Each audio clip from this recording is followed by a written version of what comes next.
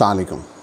FBR की एक notification ने काफ़ी पैनिक किया हुआ है सोसाइटी को, और बहुत से दोस्तों ने मुझसे पूछा कि ये जो गाड़ियों की रीसेल, पुरानी गाड़ियों की ख़रीदो फ़रोख्त के ऊपर जो 17% टैक्स की बात है, ये क्या बात है।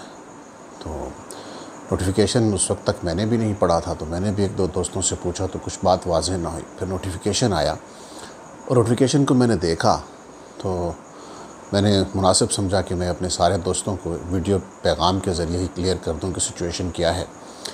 तो इसमें 3-4 चीज़ें हैं जो आप समझ लें तो मेरा ख़्याल है आपकी परेशानी जो है वो दूर हो जाएगी।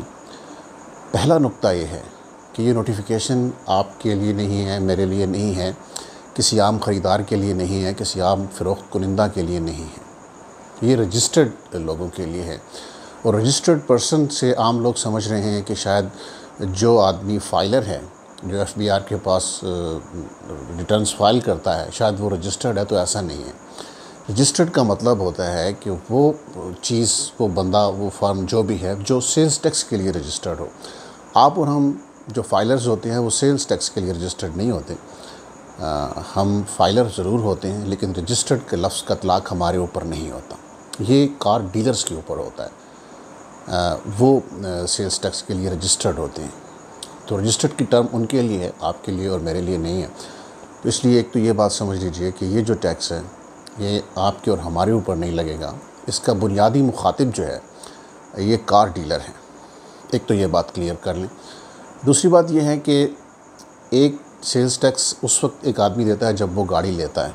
तो इस नोटिफिकेशन में यह वाज़ह किया गया है कि अगर गाड़ी उस बुनियादी कीमत से जिस पे पहले आदमी ने मार्केट से, कंपनी से ली, उससे सस्ती अगर वो रीसेल करता है तो उसके ऊपर टैक्स नहीं होगा।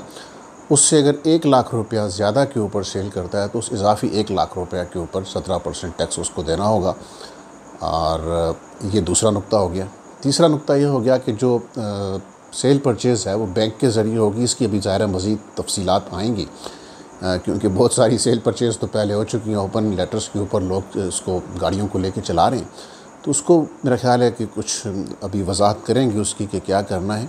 बुनियादी तौर पे ये कार डीलर्स के लिए है कि अब जब वो गाड़ियाँ फ़रोख्त करेंगे, अब जब वो गाड़ी किसी से लेंगे, तो वो जितनी भी ट्रांजैक्शन होगी वो बैंक के ज़रिए होगी, रजिस्टर्ड होगी।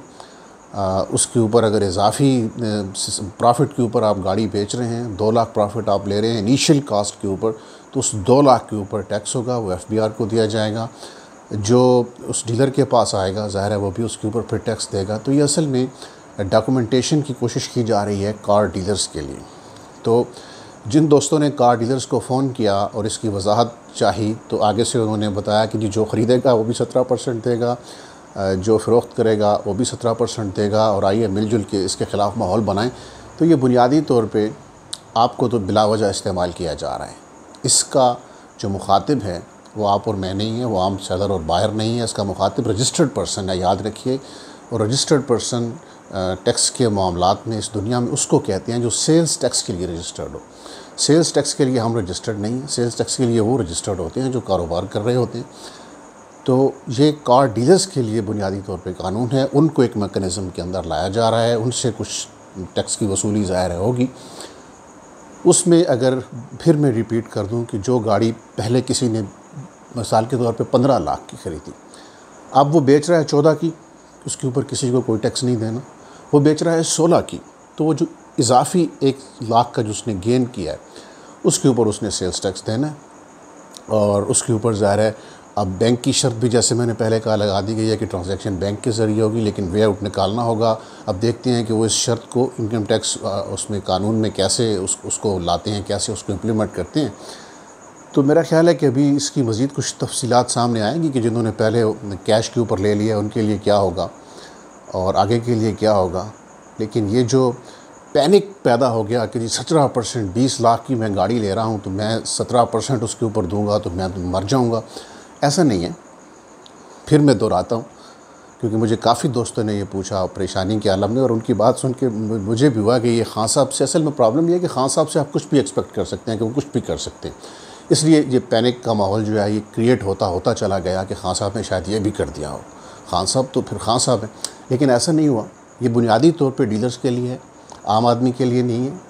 और इसमें गेन के ऊपर, यानी आप अगर एक गाड़ी ली उसको प्रॉफिट में बेचा तो प्रॉफिट के ऊपर आपको सेल्स टैक्स देना होगा, टोटल अमाउंट के ऊपर नहीं देना होगा। और आइंदा के लिए एक डॉक्यूमेंटेशन की कोशिश है इस पूरे कार डीलर्स को एक निज़ाम में लाने की, क्योंकि कार डीलर्स माशाल्लाह जब कारोबार करते हैं तो एक दिन में मैं देखता हूँ संडे के दिन, बाज़ जगहों पर फ्राइडे के दिन, जुमे के दिन बहुत सारी गाड़ी बेची जाती हैं और बहुत सारा कमीशन लिया जाता है ख़रीदार से भी, फ़रोख्त कुनिंदे से भी, लेकिन उसकी कोई डॉक्यूमेंटेशन नहीं है, उसके ऊपर कोई टैक्स नहीं है। कहाँ जाता है, बस ये अनडॉक्यूमेंटेड इकॉनमी है। तो इसमें अगर गवर्नमेंट कोई कोशिश कर रही है इसको डॉक्यूमेंटेड करने की, तो मेरा ख़्याल है कि ये एक जस्टिफाइड इक़दाम है। इसके ऊपर इसको मिस इंटरप्रेट करके, इसकी गलत तशरीह करके इसके ऊपर पैनिक नहीं होना चाहिए। अल्लाह हाफ़िज़।